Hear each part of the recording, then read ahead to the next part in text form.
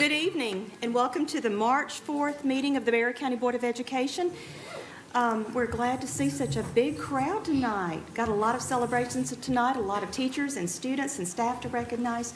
So it's great to see you all here. This has been a fun week with our board this week. We've had an opportunity to be in a lot of our schools this week. We've been reading in classrooms to students, participating in Reading Across America. We've been involved with our Yes I Can Award nominations, been presenting at career days and mentoring to some of our students. So it's been a good week for us here on the Board of Education.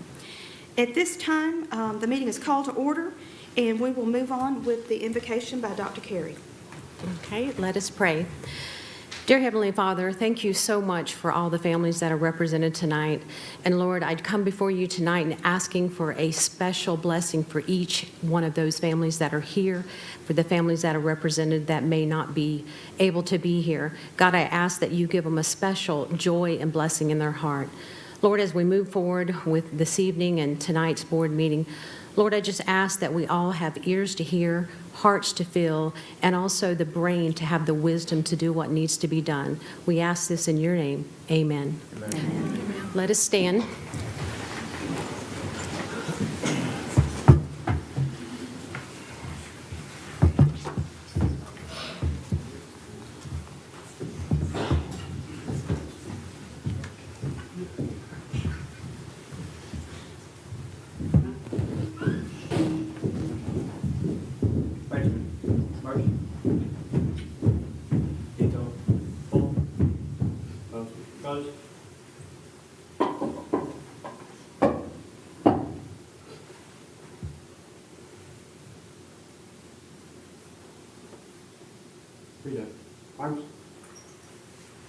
I pledge allegiance to the flag of the United States of America and to the republic for which it stands, one nation, under God, indivisible, with liberty and justice for all.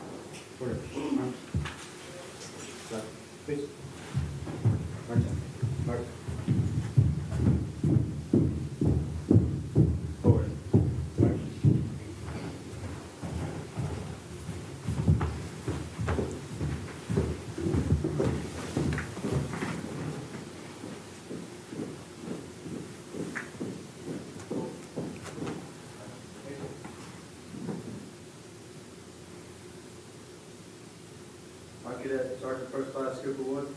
I'm Cadet Captain Gavin Wall. I'm Cadet Second Lieutenant Molly Blue. I'm Cadet Second Lieutenant Armando Martinez. Thank you.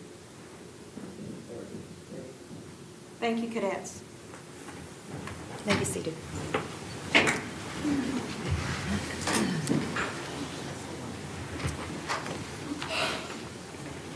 At this time, may I get a motion to approve the minutes from the January 31st public hearing, the February 4th regular board meeting, the February 6th public hearing, the February 6th, the second public hearing, and the minutes from the February 25th work session and call board meeting as presented. So moved. Second. Motion by Mr. Callaway and seconded by Ms. Kelly. Thank you. All in favor? Thank you. Could I get a motion to approve tonight's agenda? So moved. Second.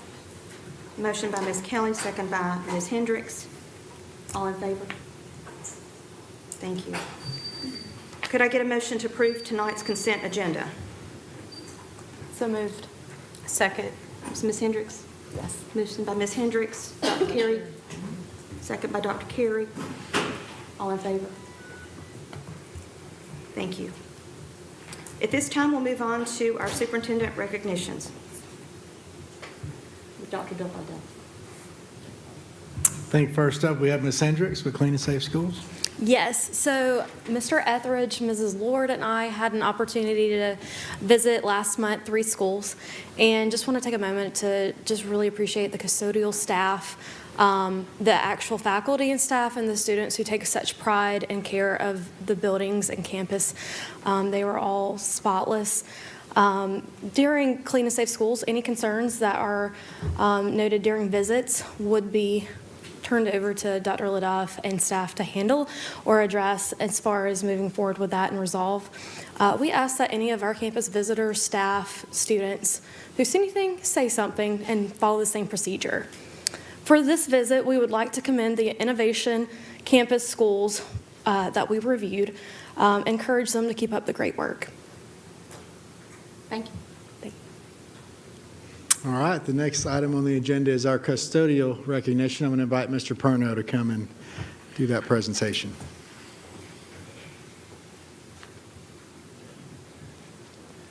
All right.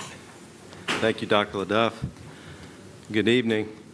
Tonight we are pleased to recognize Mr. Brian Ross. He's a custodian at Appalachia High School. Brian, if you would please come forward. And I'm going to read something that the school shared with us about Mr. Ross. Brian consistently goes above and beyond in maintaining the busiest location in any high school, the gymnasium. His attention to detail, reliability, and dedication ensures that the space is always clean and welcoming. He takes pride in his work, quickly responding to any needs while maintaining a positive attitude. Brian's efforts make a noticeable difference, creating a welcoming environment for everyone who visits the Appalachia gymnasiums. Brian is a jack of all trades. He has the ability to fix broken parts without placing these responsibilities on others. His hard work and commitment to excellence are truly appreciated, as he is an invaluable part of our team. Thank you, Brian.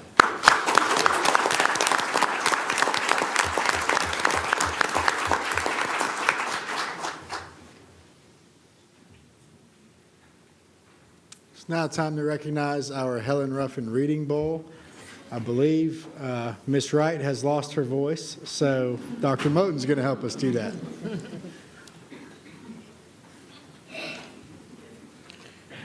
Good evening, and Mrs. Wright, if you'll help me with the certificates. This is Amy Wright, our Director of Federal Programs, and I am Angela Moten, Assistant Superintendent for Teaching and Learning. I believe she's tricking me. I think she can speak. I think she's playing games on me. So we were pleased to have our 2025 Helen Ruffin Reading Bowl on January 24th at BASA. Helen Ruffin opened this competition to K-3 students for the first time this year.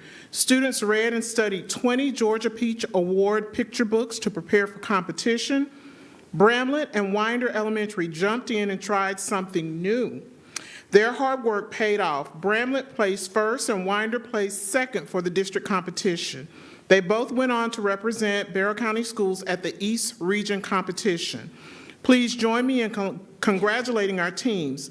The Bramlett team is coached by Julie Wagner, Tiffany Prestige, and Madison Stidham. The students at Bramlett are Patrick Allen. Patrick, if you're here. Come on, Patrick. Come on so we can celebrate you. Come on. All the way over here. Come on. Come on, come on, come on. Got to take that walk of fame, buddy, right here. Lewis Bunker. Come on, Lewis. Finley Garner. Candace Johnson. Amani Melicon. Kennedy Smith. Carson Stewart. Joseph Bannock. Avery Wade. Maggie Wegner.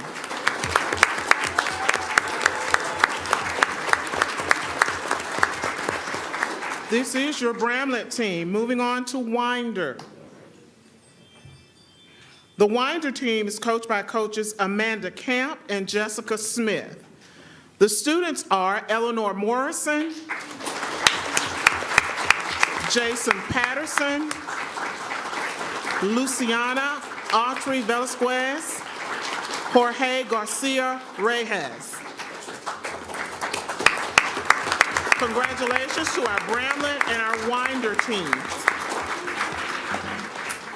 Bramlett also placed first in the East Region with Winder in third place. Bramlett went on to compete at the state level. Congratulations, Bramlett.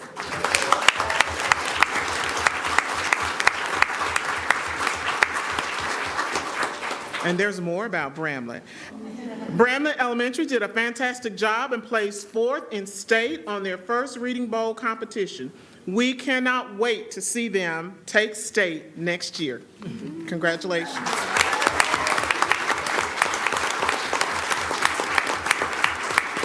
We also had 4 elementary schools participate in the elementary division this year, but Austin Road and Yargo Elementary rose to the top, taking first and second place. These students read and studied 10 Georgia Peach Award books to prepare for the competition. Please join me as we celebrate Austin Road, who is coached by Crystal Thornton and Kimberly Kasama. The students are Lane Henderson, Sarah Bing, Sydney Gordon, Laylian Rucker, Alani Moreno, Alice Thornton.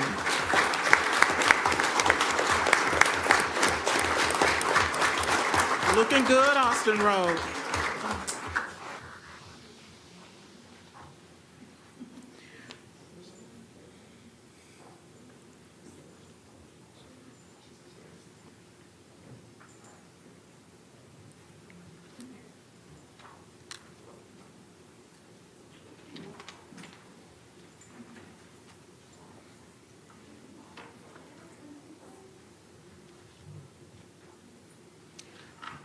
Moving on, the Yargo, yes, applause, please. Absolutely.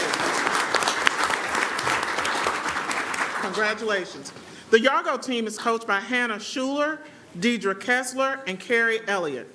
The students are, and they'll come forward, Kenny Newkirk, Mary Agnes Pasatiempo, Kellen Hardy, Riley Powers, Josiah Serenano, Abigail Isidore, Liz McCallum, Kai Johnson, Davion Williams.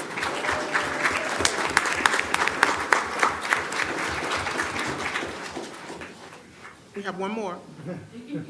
Always room for one more.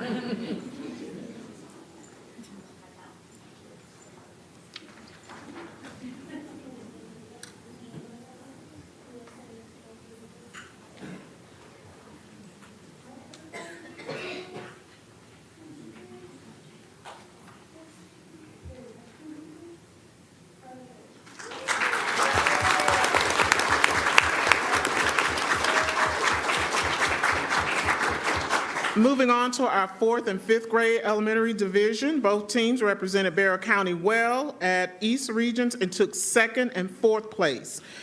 We cannot wait to see them go farther this year. We're also excited to have all 5 middle schools participate in the competition this year.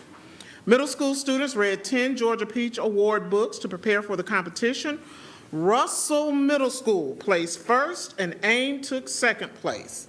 Please join me in congratulating our teams. The Russell team is coached by April Williams. The students are my friend Will Maynard, MJ Vargas, Mary Steele, Evan Dunning, Eleanor Vander Niet, Isla Macovina, Holly Picasa, Emily Brooks, McKaylin Smith.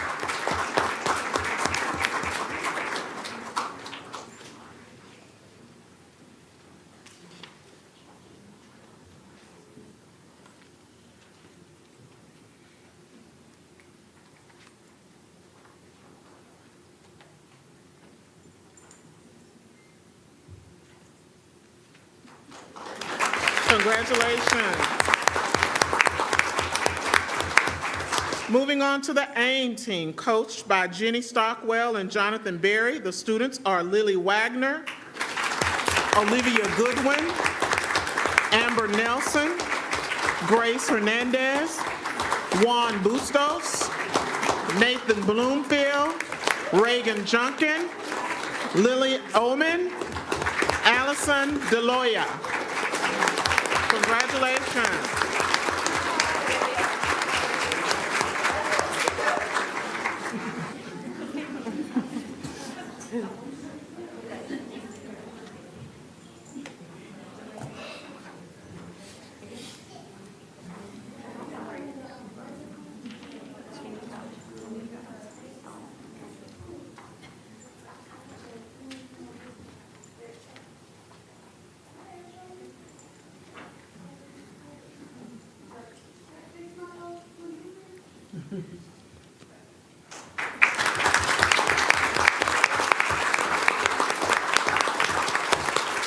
Both middle schools represented Barrow County at East Region competition and placed second and third. Moving on to high school.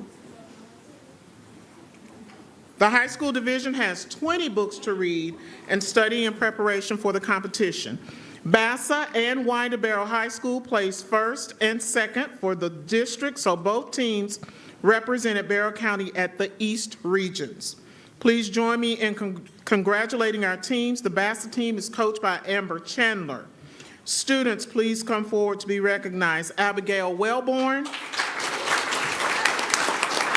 Danny Decker, Ariel Brooks, Camden Aguilar, Lizzie Buckingham, Daniela Mondragon Hernandez, Courtney Kimmelin, Caden Padmore, Helena Catavid, Soli Knight, Miranda Cadillo Farias.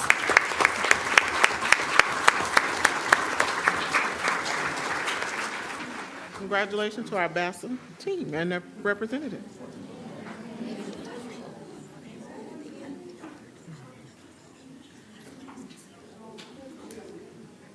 Moving on to Winder Barrow High School. The team is coached by Megan Holt. The students, please come forward. Molly Huff,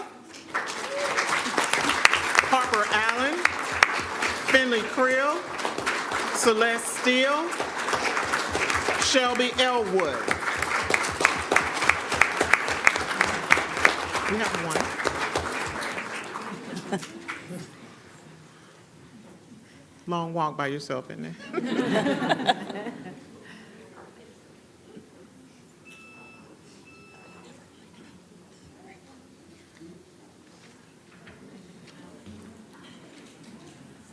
Bassa placed first at the district level. This gives them an opportunity to compete at East Region. Bassa went on to earn first place at East Regionals and will now represent the East Region at the Helen Ruffin Reading Bowl state competition on March 22nd. We know that they will represent Barrow County School System extremely well. These are your 2025 Helen Ruffin Reading Bowl Awards.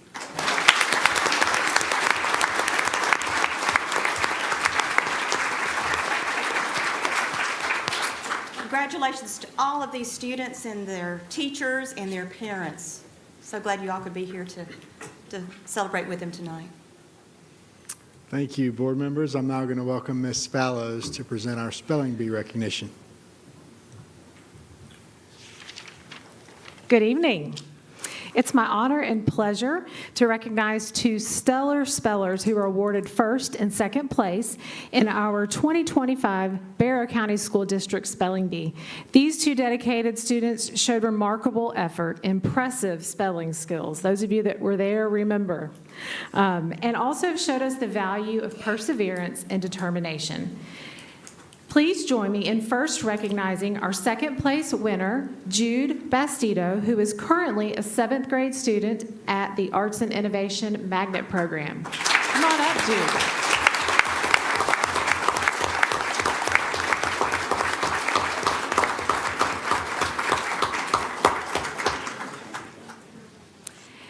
And without further ado, I would like to recognize Afsar Zaman, our first place winner at the Barrow County District Spelling Bee. Come on up.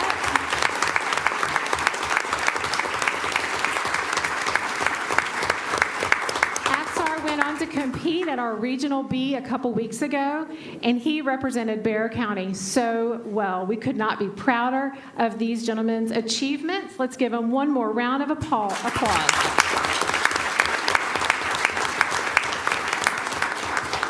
Thank you.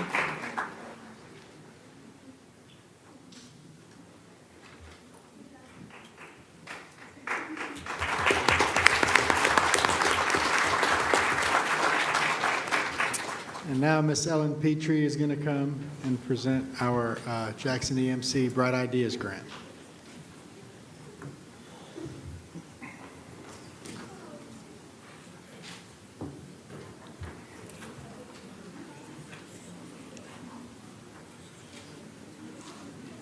Good evening. It's my pleasure to introduce Tino Johnson with Jackson EMC. They are a district partner in education with us, and we love working with Jackson EMC. And Mr. Johnson is here to celebrate our teachers. Well, thank you, Ellen. Chairwoman Maloof, you started by saying it's been a really fun week for the board, and what an amazing night to be here in Bexar County to celebrate these students. And it's also exciting because I get to celebrate some teachers tonight as well. So Dr. LaDuff, thank you so much for having me. Thank you again to the Board of Education for this opportunity to be here tonight to honor these outstanding teachers who continue to make a difference in the lives of the students of Bexar County. They truly embody the Bexar Bold Standard.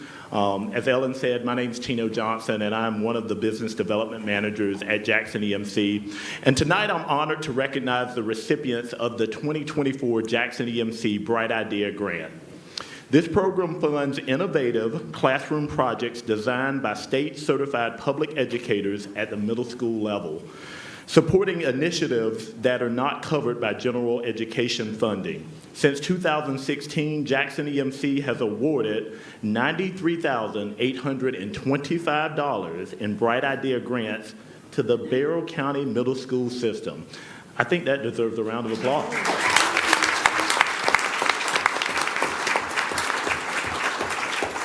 In 2024, Jackson EMC awarded $71,976 in Bright Idea grants to 55 teachers across 29 schools in our service territory.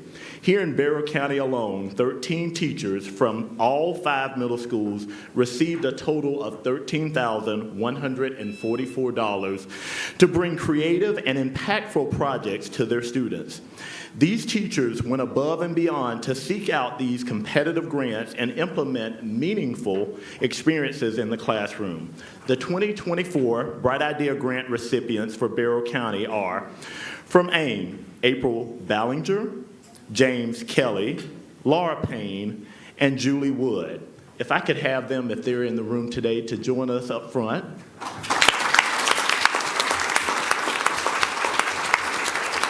I want to share a little bit about the projects that these amazing teachers are working on. First of all, April has a project called History Through Immersive Digital Experiences, and she was awarded $1,462 to continue this project. James has a project called Cross-Curriculum Sustainability, where he was awarded $1,250. Laura received $408 for her hive mind hexagonal expression. Not sure what that is. I had to practice saying it, but congratulations to Laura. And then Julie has a photographic engagement project where she received $1,360. Let's give a big round of applause to the teachers from AIM.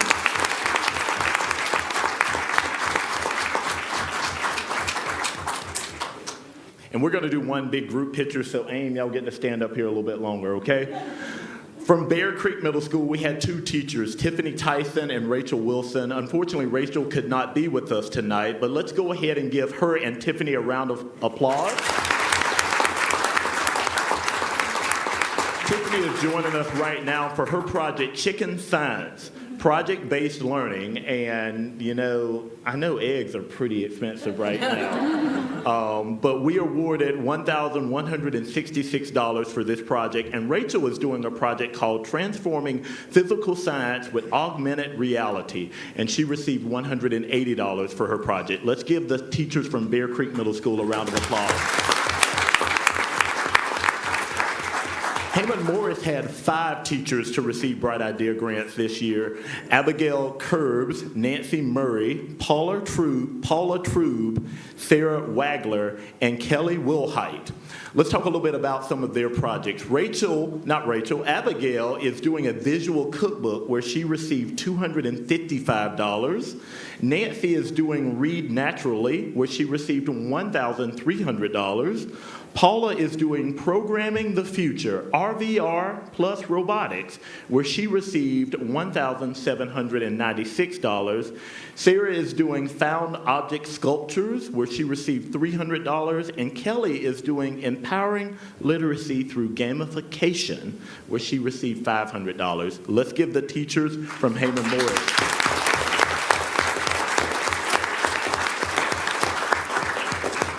Now, we have a bunch of stellar teachers at both Russell and Westside Middle School. I'm going to call both of them together. Each school had one teacher that received a Bright Idea grant this year, and, you know, it's appropriate that I call Christina up first for her deep dive into life on Earth, where she received the maximum amount of $2,000 for her Bright Idea project. And then at Westside, Ramona Nicholson received We All Read, where she received $1,167. Let's give the teachers from Russell and Westside.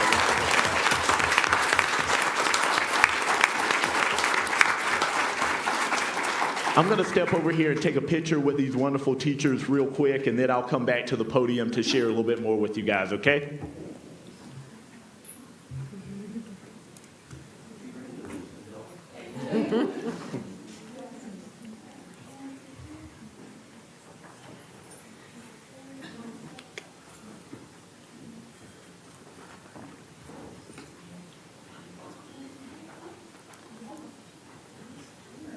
Let's give them a round of applause.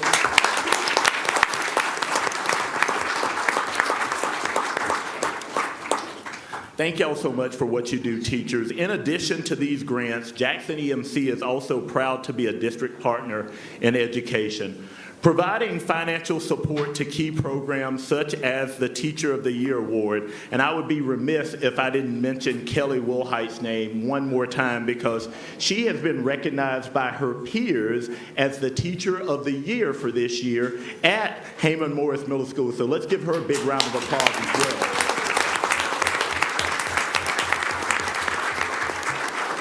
You know, it's one thing to be recognized by the community. It's another thing to be recognized by your students. But when you are recognized by your peers, that means you're doing a pretty good job. So continue the great work that you're doing, Kelly. Jackson EMC also partners with the Barrow County School System and the Barrow County Chamber to support the state of Barrow County education, and we were very pleased to have Dr. LaDuff with us this past January to share the state of the Barrow County School System. And I can't be more proud to live and work near a community that is doing some really, really great things and continuing to be resilient. So I think you all deserve a round of applause for what you are doing, not only for the school system, but for these students. So let's clap for each other.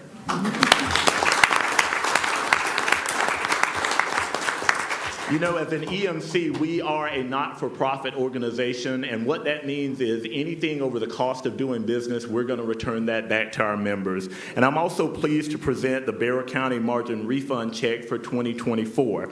As a member-owned cooperative, Jackson EMC returns funds to our members each year in the form of a margin refund check. Over the past 18 years, we've had the pleasure of returning nearly $153,000 to the Barrow County School System, including this year $12,010.12. That's right, we give pennies back too.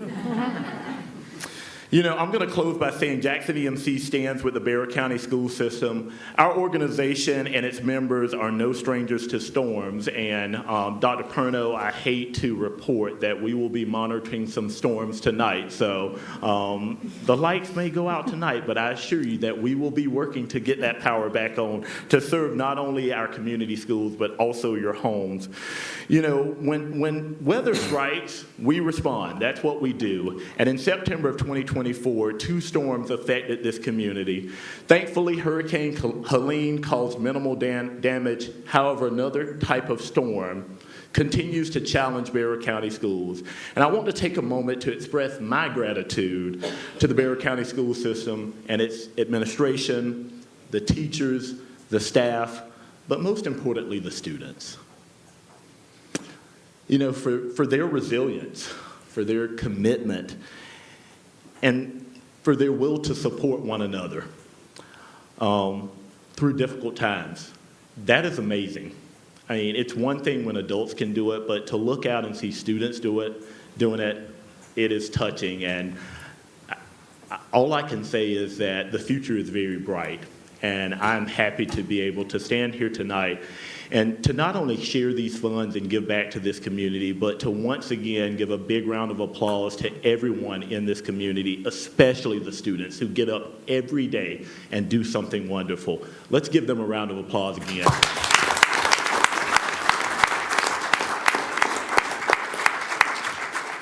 I close by saying that, as always, Jackson EMC stands ready to restore the power to this community, both literally and figuratively. Jackson EMC does not just want to provide electricity to our schools. We want to be a true partner in the classroom and in the community, growing alongside the school system. On behalf of Jackson EMC and our entire membership, thank you to Bexar County for allowing us to contribute to this community and its bright future. Y'all have a wonderful evening, guys. Thank you. Thank you. Congratulations to all of our teachers who received the Bright Ideas Grant Awards. And thank you to Jackson EMC for all you do for us, supporting us, being a great partner. We appreciate you so very much. Thank you. Board members, that concludes the superintendent's recognitions. Thank you, Dr. LaDuff. At this time, we'll have our bowl spotlight, County Line Elementary School. Ms. Grace Stone. Thank you to the two of you who clapped.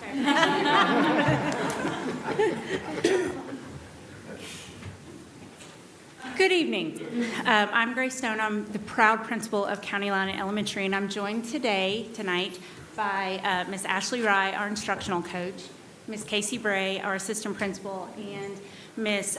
Brittany Cash, our teacher of the year this year. We are critters, y'all, and we don't really know what that means exactly, but we do know that we get it done and we get it done quickly. So we are not going to take up too much of your time tonight, but we wanted to just highlight some of the wonderful things that make County Line special. I think. Should be a video.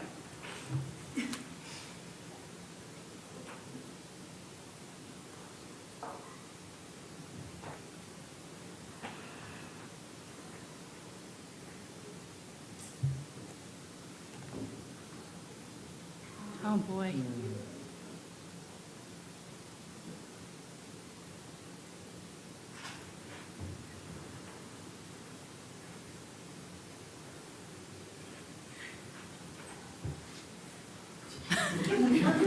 This is what we deal with every day, but you know what? We can. So if you click are we there? log in with SSO, it should automatically log in, I think. Yeah, there.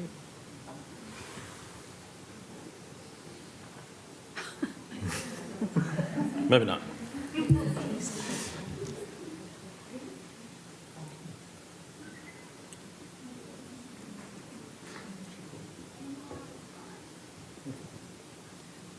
It's okay. We can just find it later. We'll send you the video. It's really cute. You'll love it.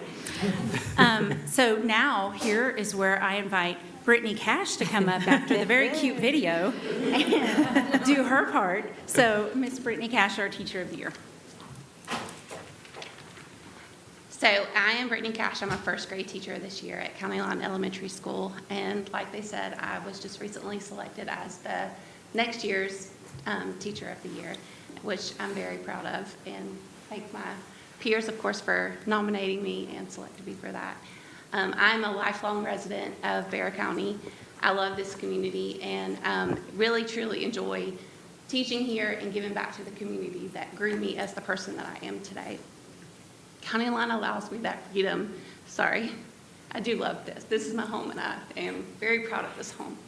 County Line allows me the freedom to give back to our community through my children that come into my classroom every day. You didn't get to see, they're precious like any student, any child, but they are truly a blessing to each one of us. I'm encouraged by administrators at County Line to pursue the greatness of my students, whether it's through our fun experiments, engaging lessons, or simply just asking higher order thinking questions while I read to them. Students are always encouraged to explore and inquire and develop a lifelong love of learning like their teachers. Learning doesn't just stop with the students. We are constantly given support by administration to grow ourselves professionally, whether it's through professional learning opportunities, peer observations, or even recently we were able to go to visit Ron Clark. And if you don't know Ron Clark, please look him up. We were all inspired by him. So they just pour back into us what we give, and it's just amazing to be a part of the Critter family. And like I said, the County Line is like a family to me. It's like my second home, my second family. I truly feel loved and adored and appreciated every step of the way of every decision I make, every little thing I do in my classroom. I truly feel that way by my administrators and my peers. So it is great to be at County Line Critter, and it's great to be part of the Bearable system. So thank you. Thank you, Ms. Cash.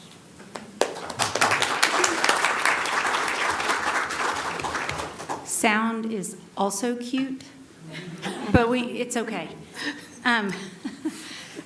So what you'll see is a bunch of our staff and our students talking about why they love County Line. And it's really cute, especially toward the end when some of our pre-K students, they like the school because it's very large. And that's a good reason to like County Line. But what makes County Line special is the community. Teachers take the time to build relationships with their teachers, with their colleagues, with their students, and with their families. Anybody who has been a member of, okay.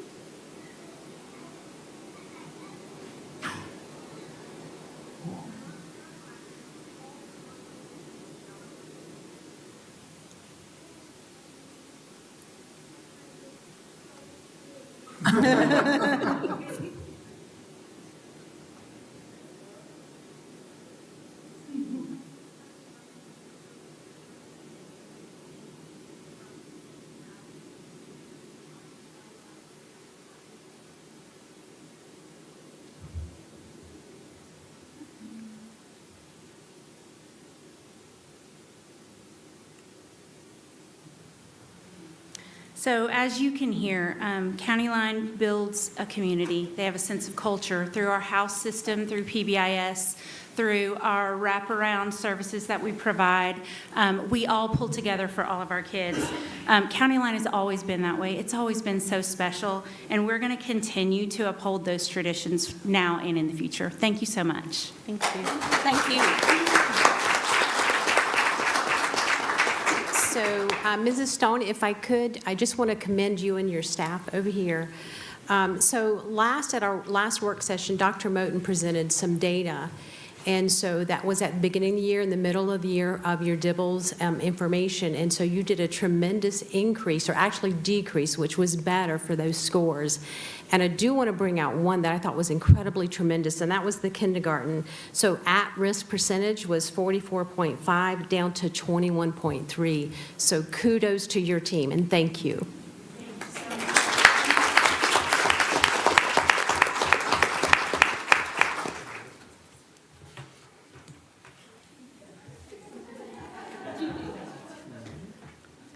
All right, we'll move on into presentations and discussions and start with Dr. Bowen, Support Services.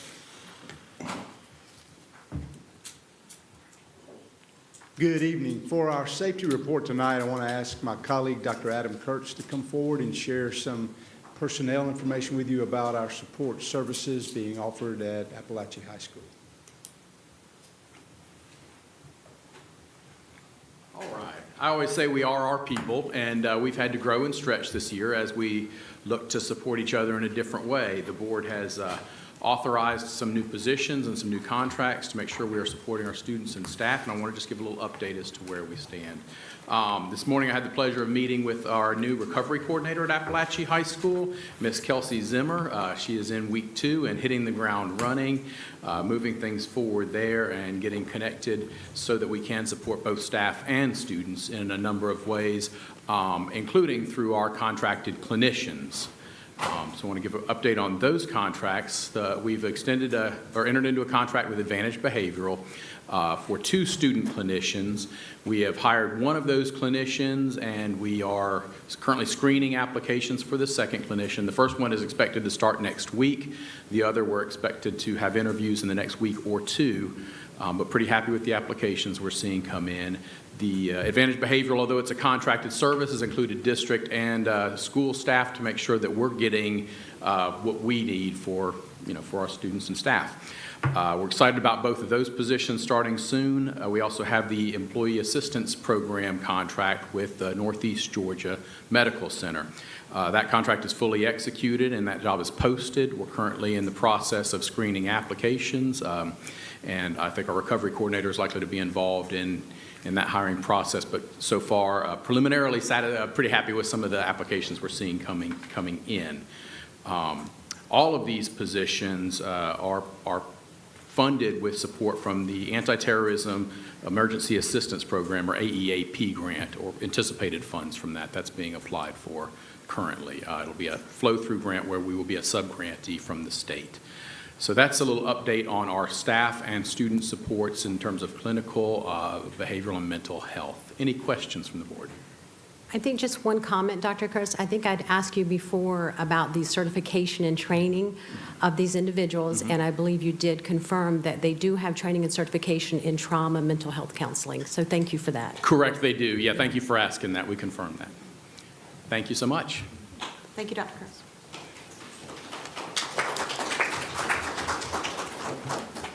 And now, Ms. Houston with Business Services. All right, good evening. We're going to go over our sales taxes. I love looking at our sales taxes every month because it kind of gives us a pulse of how Barrow County, if they're spending money or not. But this month, we had our highest month last month, and this month was our lowest month since March of 2022. So kind of on a roller coaster just to see what happens next, but it's just something to watch and to look forward to kind of give us a pulse of where our spending is. So this month we received $1,528,177.99, and you can see in the graph where we are compared to the past 5 years. All right, for our board summary for our general fund. Our total fund balance as of February 28th is $109 million. Our total revenues year-to-date for the month of, for up to February 28th is $160 million. Our total expenditures year-to-date is $135.5 million. Our total revenues for the month of February, $12.3 million. And our total expenditures for the month of February, $17.1 million. The next report is just more detail of the general fund. And then we'll move on to our special revenue fund, and this is for the year-to-date January 31st, 2025. And so our special revenue fund year-to-date revenue is $15.3 million. Our year-to-date expenditures, $17.1 million. For our capital projects fund, our year-to-date revenue was $12.2 million. Our year-to-date expenditures, $21.2 million. For our debt service, our year-to-date revenue is $7.2 million, and our year-to-date expenditures, $2.6 million. And then the next report, the last report, is our invoices paid between $10,000 and $74,999 for the month of February. Do you have any questions? No questions. I just one comment. Thank you, Ms. Houston. I know you've made some notations on there, so thank you for that. I appreciate those. Absolutely. All right, so now y'all have already voted on the bond resolution. However, Mr. Owens is going to come up and tell us how the bond market did today for the sale. All right. Good evening. It's good to see everyone again. Thank you for having me. We went over a lot of this back at our budget session, but this is the result of that bond sale that a process we started before that, but I would say maybe we formally started on that particular day. So some of this you have seen before, and I know you've got a long meeting, so I'm happy to talk about it as much as you want, but I'll do my best just to move on through it. I always like to give you a little summary of the bond sale. These are bonds that were approved with an 82% approval rate back in March of 2023. You may remember we sold the first part of these bonds 2 years ago. We've spent through those proceeds, and now we're selling the second, not quite half, but approximately half of the bonds. The bonds were in the market this morning. We did very well. They will close on March the 19th, and then we are going to pay principal on this bond from February 1st, 2028, once a year, all the way out to February 1st, 2042, which lines up with the cadence of bonds we already have outstanding. We did get the bonds rated, which really the school district rated by both Moody's and Standard & Poor's. We get what we call an enhanced rating by participation in something called the State Intercept Program, which is a program where the state co-signing the bonds probably isn't correct, but they sort of lend us their credit support. If we ever either failed to make a payment or willfully didn't make a payment, the state would step in on our behalf and then settle up with us after the fact. But we get to sort of piggyback off the state's AAA bond rating when we participate in that. It doesn't cost us anything at all to do it. And by virtue of that, we get a AA1, AA+ bond rating, just one notch away from the state's. But on your own, Moody's Investor Service rates the school district AA1, which is outstanding. We have a AA- rating with Standard & Poor's, which we're working on. They upgraded us 2 years ago into the AA category. So that's a slow process, but you are doing very, very well there. I'm going to skip over the bottom. There's something called a bond yield, which is it's a calculation we have to do for the IRS. But if we'll go one more page, okay, good. Didn't know if I was driving or not there.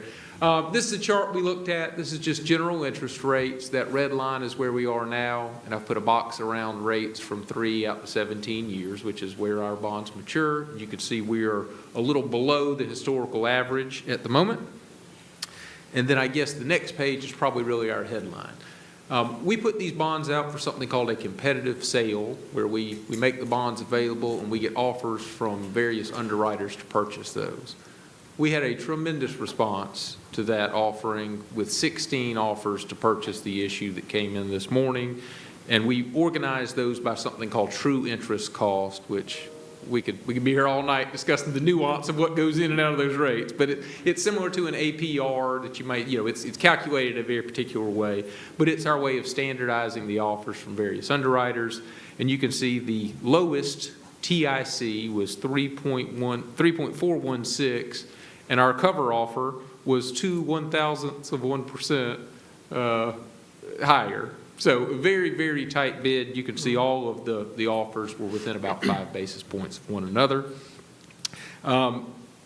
We are selling the same cash flows regardless. So what the lowest rate really reflects the buyer who is willing to pay us the most for our bonds, if that makes sense. If we'll look at one more page, this shows you the yield by maturity and the dollar prices. So on average, the underwriter's paying us about 114 cents on the dollar, which results in a premium above the face value of our bonds of $6,270,000. So if we'll go one more page, after we make a little provision for capitalized interest, that's just an interest payment on this bond before our new sales tax goes into effect in July. We get the first collection in July and a payment due August 1st. So we want to be sure we've got funds already on hand. So we set that aside out of the proceeds. We also pay cost of issuance, but that's going to allow us to deposit $48,854,000 into our construction fund from this bond sale. That is about $1.4 million higher than what we were looking at just a month ago. And I will admit to you, I had a little cushion in that number. I didn't have this much cushion in the number. This is a really, really good result. The market has cooperated since we were doing that planning about a month ago, but we also, frankly, got better offers today than even I was expecting or hoping for. So I was very pleased with that. If we look just one more page, this is the debt service on those bonds on an annualized basis, and then maybe go one more page as well. This is a table we looked at back at the work session. This is exactly what you looked at then. We didn't change these cash flows at all. What changed is how much we were getting for the bonds, for selling those bonds. And so if we'll go, let's see, Jennifer just talked to you about on the next page. This is just the sales tax. We always want to compare, well, what are we getting in a year from sales tax versus what's our annual payment on the bond?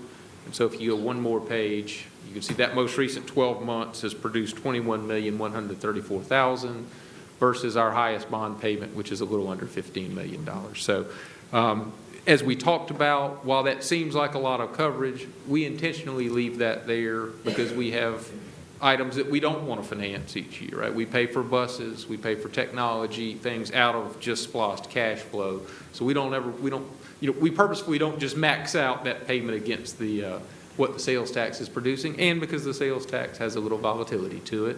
And that's also our capacity to do other projects in the future. Should we need other borrowing, we kind of manage what we have there, and that may be funds that we need as we go forward.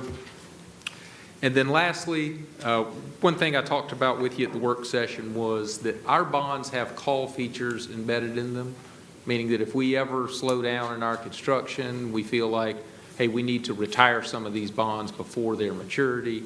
There are calls, what I would call laddered throughout your debt profile.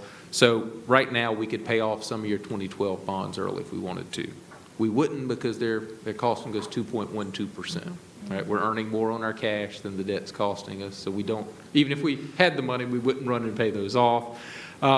But it also presents us periodic opportunities to refinance debt, and that's one thing that I watch on your behalf. Just keep an eye on it. And so the next probably best opportunity for that is bonds that are callable next February, the 26th. And I've put a box around sort of the highest coupon bonds, which may be our most likely for a refinance. We aren't eligible to do that until we get closer to February. I applied the rates we got on this bond today to a refinance, and it would have saved you about $70,000. We probably would not trade away that prepayment right for $70,000. So, that's sort of the art of what we look at. But I do want you to know and have some sense of where those calls occur, and just know that we look at those, one, for the flexibility of being able to pay them off, but also for the potential, can we refinance that at some point in the future and lower our interest cost on our bonds? So lastly is our financing timetable, which is exactly as we saw it before. We've just worked our way through this a little more. The last action item beyond your approving the bond sale tonight is that a tax levy resolution will go before the commissioners. It has your name on it, but it's something that the commissioners have to adopt. And I always like to explain that. That is in the same way that they are the tax collecting entity for your M&O levy each year. A requirement to issue a general obligation bond says, before that bond can be issued, this is a state law, there has to be a provision that if you needed property tax to pay it, we've made provision for that levy. And so that's all we're asking the commissioners to do, to, if at any point between now and 2042, our sales tax wasn't renewed or we had some other catastrophe and we're unable to pay the bonds, they would levy that tax if you asked them to. But I always point out, it is not the Board of Commissioners. I'm going to look this way when I say this. The Board of Commissioners aren't levying a tax, and this board doesn't intend to levy a tax, but it is a document we have to have adopted in order to follow the law of how you issue a general obligation bond. It has been adopted every time we have ever issued a general obligation bond. So every one of those we just looked at, they've done the exact same thing, and we have never asked them to actually levy that tax. But if you get a call from a commissioner, and I know your staffs have talked to one another already about it, and I know Ben Price, who's he's with Jim Woodward, with Grapevine and Woodward, your bond attorney. I know they've reached out to the county attorney already as well, just to inform them what it is and what we're asking them to do. But again, it has tax on it, and you're not, in your name, and they're taking action. So I just like you to know what that document is in case you're asked about it. Are there any questions at all about any of this? Okay. Well, I've told you before, thank you very much for having me. I was looking back, I think my first bond issue here was 2006. So this is officially 20 years worth of working for the school district for me. So I really appreciate you keeping me around, and thank you very much. Thank you, Mr. Omer. At this time, we'll move on to our request to appear. Now, we've got some folks that would like to speak with us tonight. Just as a reminder, those comments are limited to 3 minutes. Good evening. Tonight we have several requests to speak before the Board of Education. Before we welcome them to the podium, please keep in mind board policies which summarize state, the Barrow County Board of Education values public input about topics concerning our schools. Only residents of our district, representatives of organizations in our district, or our student families or school system employees may address the board. Each speaker is given 3 minutes and is asked to be civil and refrain from disparaging remarks concerning BCSS staff or that violate privacy laws. The board may stop a speaker if guidelines are not followed. The board will take each speaker's comments and questions into consideration. However, no action will be taken at the meeting. Generally, board members will not respond to questions or comments, but may if they choose to do so. For our first speaker, Ms. Roll.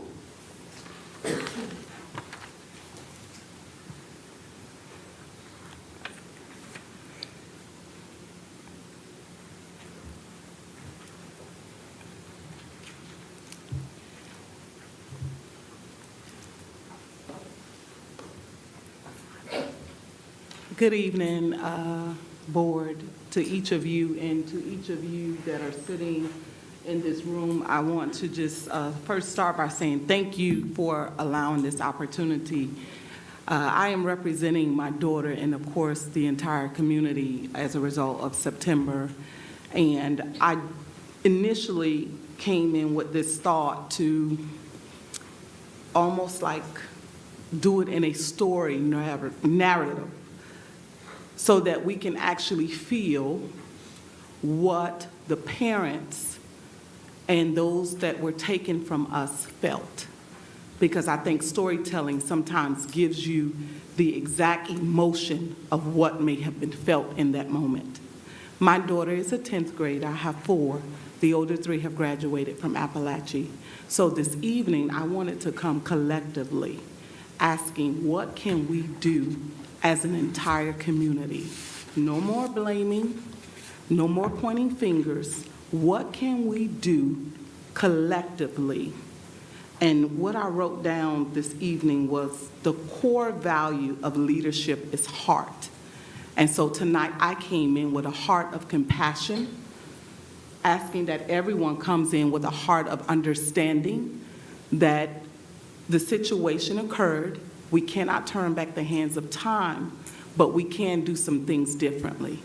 And that's what I'm asking, not only from leadership, that's where it starts, correct? But also from parents, from staff, from the community. That's how we make Barrow great. That's how we, the signs that are around, I think it's Barrow Strong and Barrow will prevail, or love will prevail. How do we do that collectively? How do we bring back love? How do we remove the anger and the frustration? And the reason why I did not do that storytelling, because I, time and time again, placed my daughter in that hallway, and I could not fathom what that actually felt like for those who it happened to. So tonight, I'm asking the staff, the board, the teachers, everyone, how do we collectively just overcome this hurdle? And let's do it with love, okay? And I know my time is up. I just wanted to say this. I'm advocating for everybody, the students, the leadership, the teachers who are still trying to find their way, the students who are still struggling coming into that building. I'm asking that we all unite and put this behind us so that Barrow can be strong again. Thank you.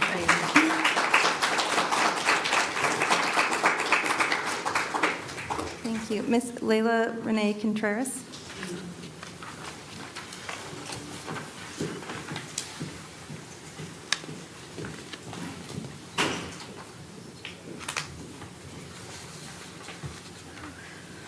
Okay. Good evening. Oh. I just started. Okay. All right. Okay. Good evening. My name is Layla Renee Contreras, and I'm lead organizer of Change for Chi. Today marks 6 months since the tragedy at Appalachia High School, a moment that forever changed our community. First, I want to acknowledge the Board of Education and Dr. Dallas LaDuff for implementing student ID requirements and taking steps towards safety, improving our school safety. Your quick response proves that when action is prioritized, change is possible. I hope we can continue working together to ensure our schools are not just safer, but truly prepared to prevent future tragedies. That being said, safety isn't just about reacting. It's about having the courage to lead.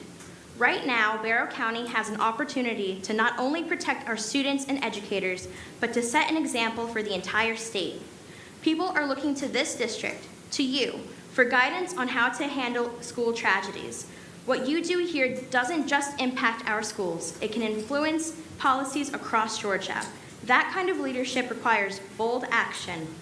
One area where action is needed most is our teacher support.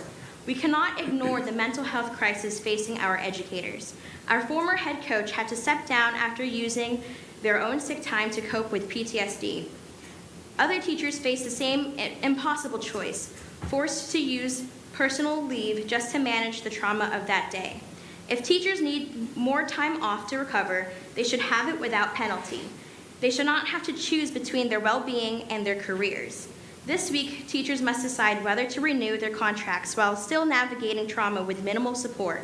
We have to ask ourselves, are we doing enough to make them feel heard? 90 minutes a week for counseling is not enough. Our teachers deserve better. On this 6-month anniversary, we honor Mason, Christian, Christina, and Richard.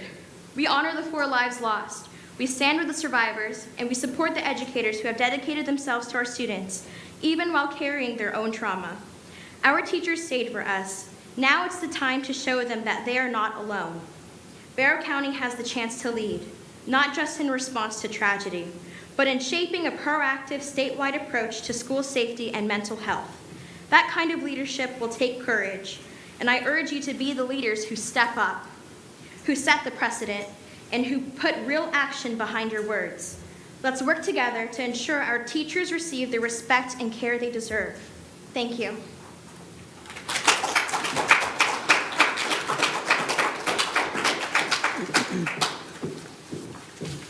Thank you. Ms. Isabel Trejo?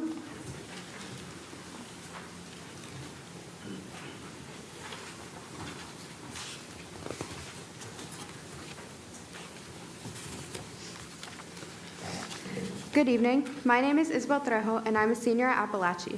Today marks 6 months since September 4th, a day that still haunts our students, staff, and families.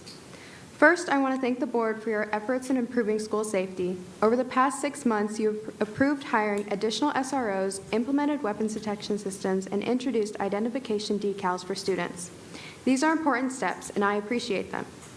However, serious concerns remain. Appalachia students and staff have continued to experience security failures. In January, a student brought a gun onto campus. More recently, an unknown high schooler entered our school and went unnoticed.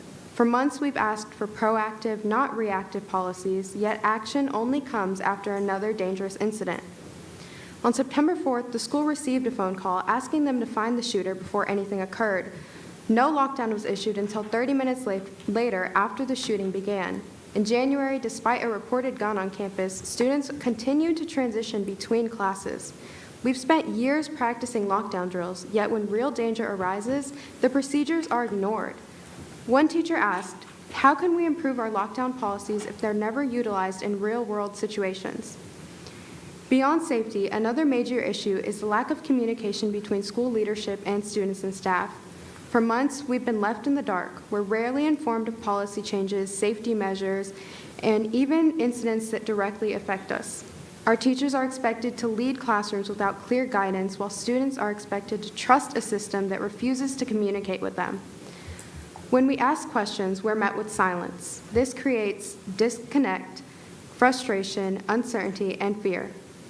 This lack of communication extends beyond policy. It affects the very people who keep our schools running. On September 4th, our teachers lost 2 coworkers, but more importantly, they lost their friends. Yet they are expected to return to school the following Monday with no time to grieve.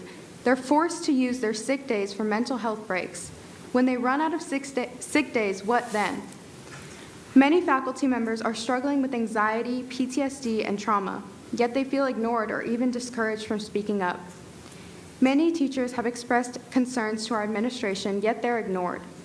I've spoken to several teachers the past few days, and their message is clear. They feel abandoned. They're expecting to support students while receiving little support themselves.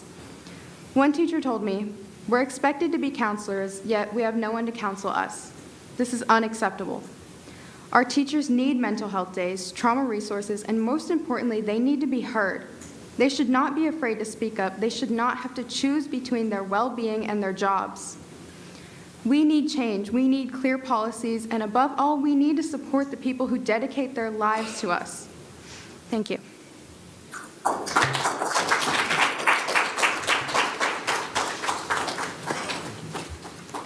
Thank you. Ms. Sasha Contreras?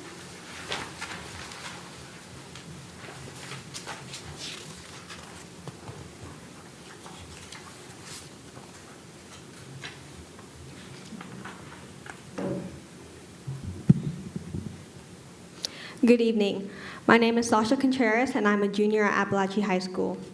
I want to start by thanking the Board of Education for implementing student ID requirements and taking steps to improve school safety.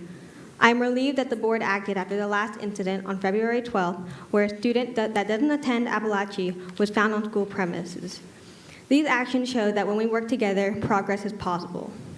However, now that we have proactive safety measures in place, it is time to make sure we enforce school policies and give our teachers and staff our full attention. Policies are only effective if they are enforced, and safety measures mean little if the people implementing them, our teachers and staff, don't feel supported. Our teachers shouldn't have to wonder if they're being kept informed or if their concerns are being heard. Right now, many educators feel left in the dark, struggling to navigate trauma without clear guidance or support. That needs to change. Communication between leadership and staff should be direct, transparent, and proactive, not something teachers have to fight for. We've made progress, but there's more to do. Let's not lose momentum in this journey of healing and safety. I would also like to ask those in the community and those of the board, unfortunately, once again, to have empathy. I've been to quite a couple of these board meetings now, to which I have heard the constant theme of being an active member of society and to wake up to do extraordinary things. Through history in school, we're taught to say something if we see something, and to be the change we want to see. I am doing that and stepping up to advocate for my peers and teachers, and have been doing so since September. I wish I could still just be a kid, but that was no longer possible the day I feared for my life at school, the day we lost 4 souls at the place I should be a kid. So again, I ask the board, our community, and anyone else watching to have empathy and be kind to those who have the courage to speak up and advocate for change. Thank you.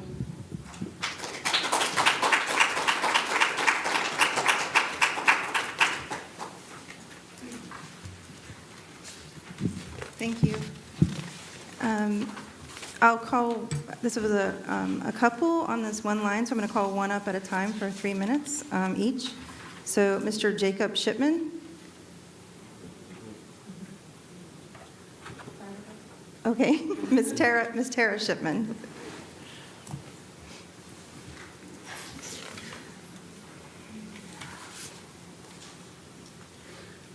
Hello. Good evening, everyone. My name is Tara Shipman. First, I want to start by saying thank you to the Bexar County Board of Education, its members, the teachers, the staff, the students, everyone who's taken time to volunteer to help build back our schools and our community following the tragedy that unfolded on September 4th. Appalachia High School is currently implementing safety measures to ensure the well-being of our students and our staff and its visitors. These measures are a step in the right direction, but it's crucial to understand that safety is an ongoing process, and these changes cannot be the end of our journey.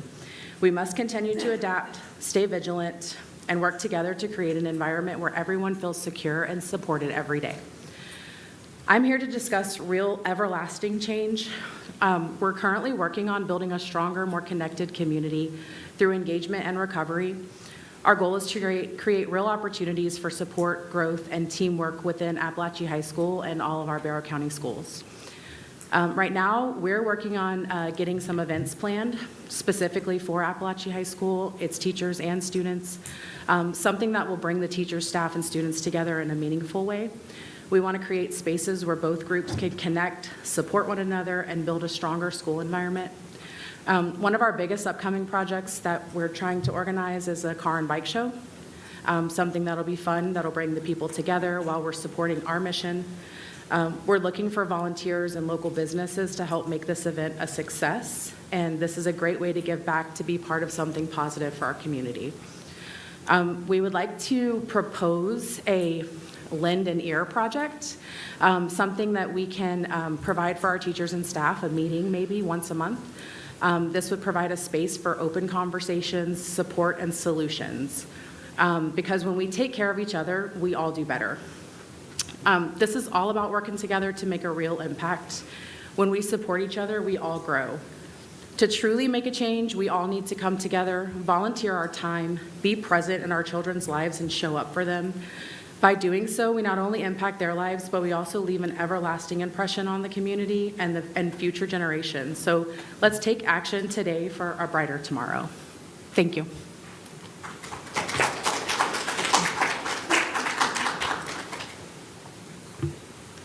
Thank you. And now, Mr. Jacob Shipman.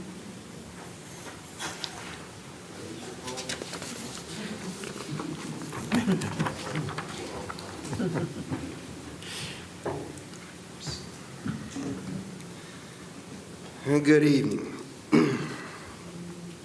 board, community. My name is Jacob Shipman, and I'm a proud lifelong member of the Bexar County community. I grew up here. I went to the original County Line Elementary School, the original Russell Middle School. Okay, this is my land. This is all of our land. I have 2 daughters that are in Appalachia right now. I have one that has graduated, and I have a 8-year-old who will soon be going to high school in like 20 years. Now, we all know that our teachers and staff, students are still healing along with the rest of us, the community in general. We're all still healing. we all still have some flashback on phone calls, something on TV, or just a wild thought in a random silence. So for me, this is part of what I want to propose for the board, for the community, and all of us together. I'm asking that the parents and the community get involved, because getting involved can mean a lot of different things. I would like to ask for people to volunteer, sign up for some mentorship programs, and even substitute teaching, you know, because teachers got one of the hardest jobs on earth outside of law enforcement. And I know quite a few of both, trust me. Let's see, and yeah, a whole lot of stuff. And this is how we can really truly start to create a real change within our school systems, not just Appalachia, all of Barrow County, with hopes that it goes beyond Barrow County. It can hit Gwinnett, it can hit Walton, it can hit, you know, Oconee counties, everywhere else. But we got to start somewhere, you know. This will also allow parents to be directly involved and be committed to the safety and well-being of our students, teachers, and staff. Volunteering helps you get into the school for the parents that are concerned. There's open doors, you know. We're only going to see change and be successful if we can all commit to working together as one, not going back and forth, not doing nothing. I don't care. If anybody needs any information on how to sign up, you can contact me, you can contact the board members, you can contact the school for that matters. It's right there online. Thank you. But, Thank you, Mr. Shipman. Oh, I was just going to finish up real quick. With that, you know, everybody is happy to work with us as parents first and foremost.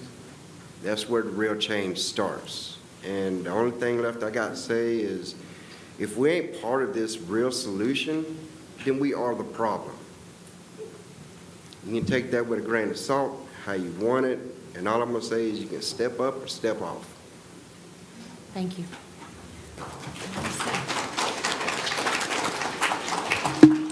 Thank you. And our last speaker is Mr. Dion Muldrow.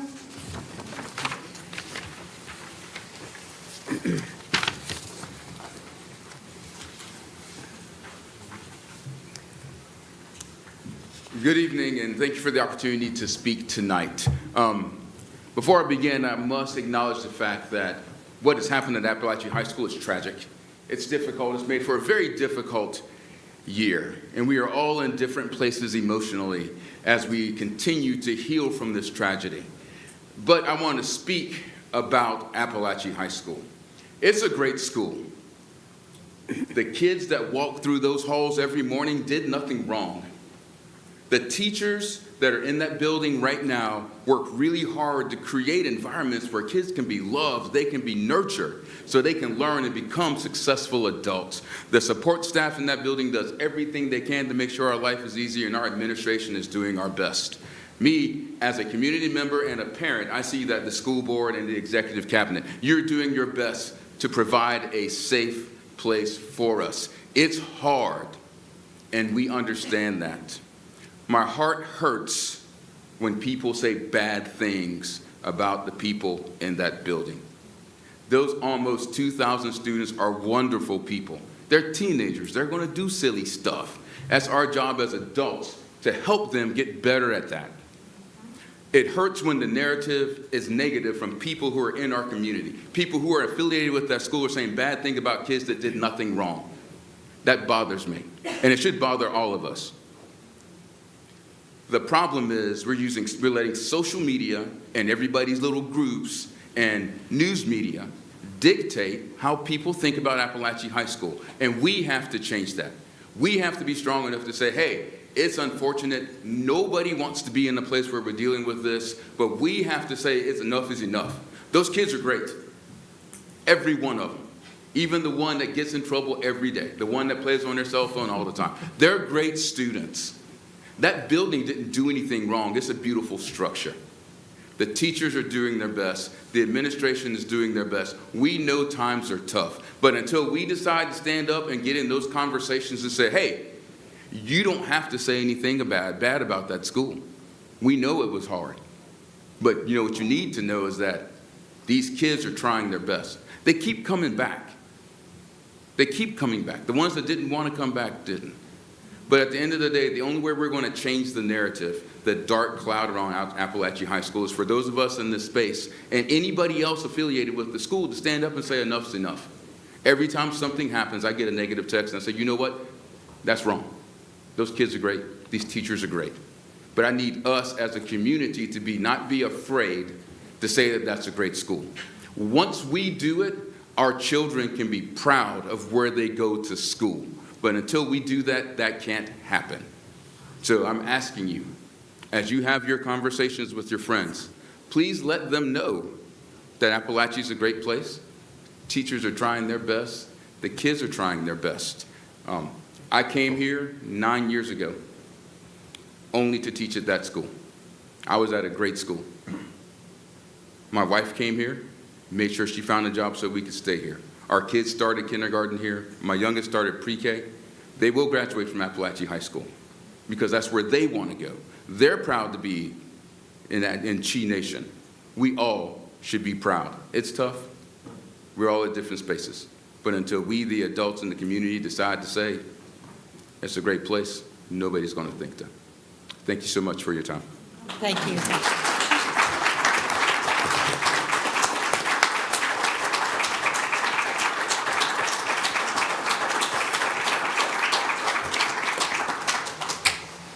I think we're all very proud of Appalachia, our students and our staff and our administration there. So, thank you. Thank you all for sharing tonight. And we are going to get through this together. It's the only way. All right. At this time, could I have a motion for the authorization for our committees to meet? Second. Ms. Hendricks and Mr. Callaway, second. All in favor? At this time, we need to go into executive session to discuss or deliberate upon the appointment, employment, compensation, hiring, disciplinary action or dismissal, or periodic evaluation or rating of a public officer or employee, or to interview applicants for the position of superintendent. Could I have a motion for executive session? So moved. Second. Ms. Hendricks, second by Ms. Kelly. All in favor? Thank you. We will be back.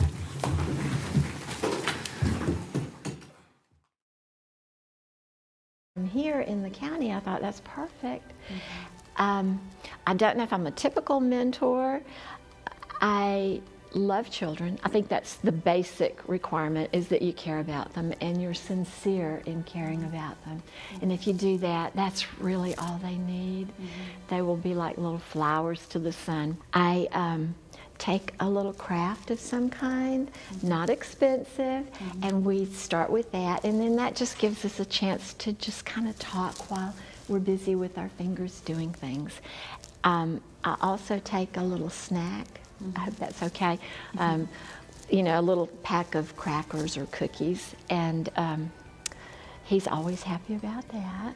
If you're thinking about mentoring, the best thing I can tell you is you get back so much more than you ever give. It's just heartwarming, and I walk out of the school every week with a big smile on my face, because to be with such a sweet young man. I think mentoring is a lot simpler than what people think it is. I think it sounds scary, it sounds overwhelming, it sounds like a huge commitment. And while it is a commitment, it is not, it's simple. It's a simple process of just caring for someone and listening, really. Again, we're always looking for mentors in Barrow County.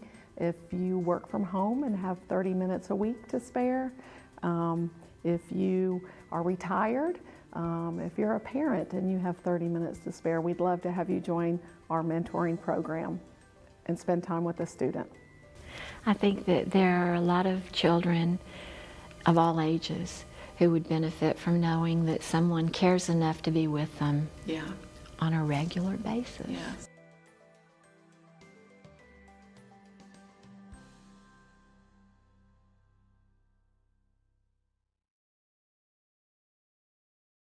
Hi, I am Lynn Tillman. You can refer to me as the Tillmanator. That's what I've been being called since 1989 when the Terminator movies were popular. And I teach music at County Line Elementary School. And this is my room. I have all kinds of things that I have acquired through the fundraising website called Donors Choose. Got some congas and bongos. And I have this sweet, totally sweet 1970s vintage set of wood blocks. Love those. I have some African djembes. I got some basses. We got a big doghouse bass. That's awesome too. We have, I really don't know what they're called, but I call them flapophones. We got bells. We got tubano drums. I got a xylophone. These are mine personally. Nobody gets to touch those except me. And I got a drum set, which we are rocking on all the time.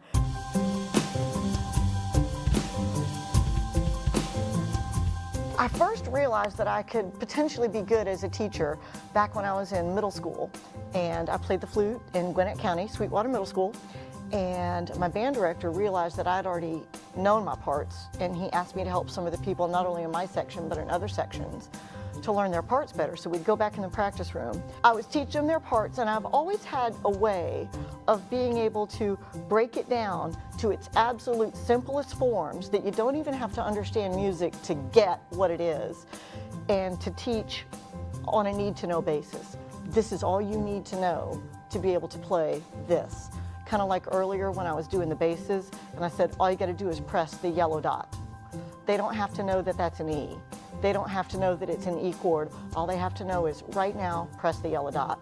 When you see my foot step on yellow, you press yellow. The simplest form to get them to have success as quickly as possible. And it was back in middle school that I first realized that I had that in me and that I could get people to learn with down to the simplest thing. Teachers do amazing things. Yeah. Teach fun activities. I want them to know that teachers, we're not perfect. We can come in and we think, I've got a plan, I'm doing good, I am gonna teach. And then you come in here and you totally blow it. And sometimes you just blow it and the kids laugh at you and then we move on and you fix it. And now I'm gonna fix it. Yeah. Okay, all right, so I was doing the... My name's Hannah Hollingsworth, and I'm a senior at Appalachia High School. In my childhood, I grew up with a single mom and an older brother, so I was roughhousing around, just trying to make it day by day. I was very independent as a kid, which honestly led me up to me being like as strong-willed and independent as I am today. I definitely want to thank my mom for teaching me all the life lessons that she taught me of being like on my own and really how to thrive in an unknown environment. And I just really want to thank my mom for teaching me those lessons. So softball and basketball really is just more than sports to me. Like, they were my whole life. I've played sports since I was 6 and 7. And when you face adversity in sports, you're obviously in a game, you can't stop, and that led into like academics and life as well. Like when there's a hard time or like you're struggling on a test, you can't just stop. You just have to keep going, and sports have really taught me that no matter what the outcome is, everything's gonna be okay. No matter if you win, lose, fail, pass, if something goes good or bad, like it's always gonna work out how it's supposed to be. Mr. Bazzotti, he was my freshman history teacher and my sophomore history teacher. He definitely had the biggest impact on me because he cared about me on such like more than academic level. He wanted me to thrive in my sports. He always listened to me when I was having a rough day, and he really did help me thrive in my academics. He constantly pushed me to do my best, constantly reassured me that what my grades were good enough, and he just was always an ear to listen, and he was just a really good resource and a good mentor, honestly.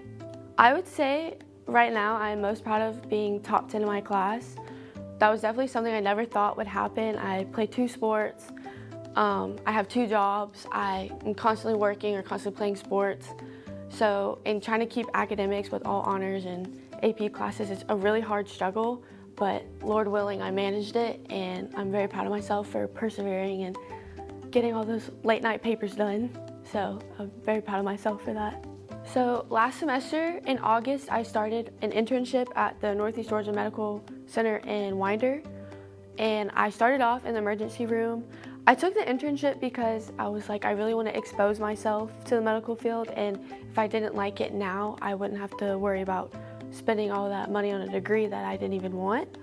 So I started in the emergency room, and my first week was amazing. I saw so many things. I was exposed to so many different amazing people, and people who really taught me and took their time to teach me about everything medical that they could in the short amount of time I was there. I was basically a tech by the end of my time in the emergency room. I did EKGs all by myself. I helped with blood work. I would run stuff to the lab. I would clean up any messes, bring patients any blankets or drinks they wanted, and I was really just there to help everybody out in the best way I could, but the experience in the emergency room was amazing.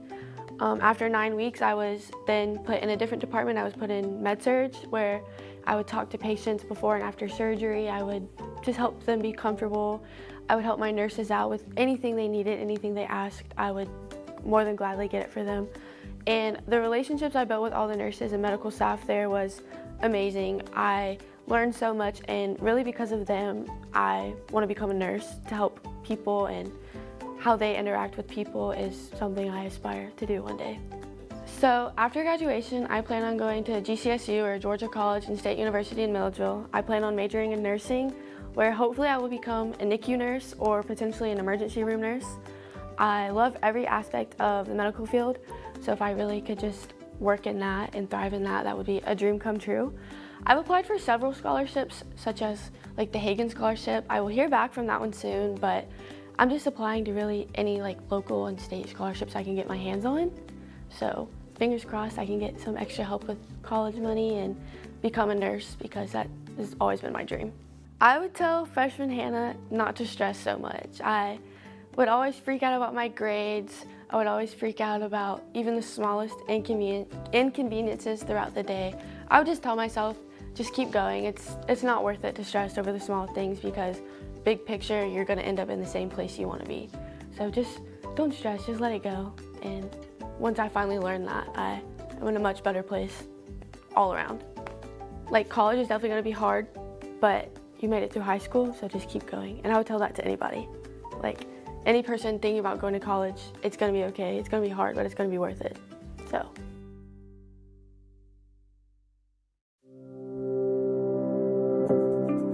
Project Search is a very unique transition program, different from anything we have in Barrow County. It started at Cincinnati Children's Hospital in Ohio in the mid-1990s, and now there are 610 sites in 47 states and 10 countries, including right here in Barrow County. To participate in Project Search, a student has to be a Barrow County student between the ages of 18 and 22 with barriers to employment such as intellectual or developmental disabilities. They have to be finished with their high school graduation requirements and willing to defer graduation until the end of their Project Search year. It's during that year that they come to the Winder Housing Authority here at the Wimberley Center, and they participate in 3 rotations that last anywhere from 10 to 12 weeks. They have a manager and a mentor that they report to and work alongside, along with skills training with our partners, and it's just a really unique program because the end goal is part-time or full-time employment for the interns. Here at the Wimberley Center, the Project Search students are learning a variety of different skills. They're learning data entry, they're learning accounts payable, payroll, records retention, they're learning how to shred, environmental services. Restaurant sanitation, doing a lot of washing dishes and helping clean floors. There's a good aspect of prep, some general prep cooking. I do dishes, I do prep. It teaches you if you want to walk in a kitchen how to do things correctly. I'm teaching them how to answer the phone, how to take messages, how to respond to, interact with people coming into the facility. Well, my first internship was in the front office, like in the receptionist area, and I learned how to like copy papers, scan stuff into the computer, answer the phone, and mail out letters. We're cutting grass, we're harvesting crops, we're doing weeding, we're doing some irrigation work, digging, pretty much anything when it comes to working on the farm, we try and tackle it. Well, my first internship, I learned how to cut grass, which I never learned how to do that. The skills that the interns are learning through my department are their maintenance skills. They're learning lawn care skills. We're doing janitorial skills. We both have repo. My task is to go along beside them and make sure that they have a good understanding of what the job is that they are being asked to do, and for me to make sure that they are able to do it, and then I kind of back away and let them do their thing. I learned how to use a knife better in culinary, and then I learned how to use a drill, like putting pressure on it is a good way to use a drill like that. Reconvene. At this time, could I have a motion to approve the personnel report as presented for teacher contracts for next year? So moved. Second. Carrie and Ms. Lord.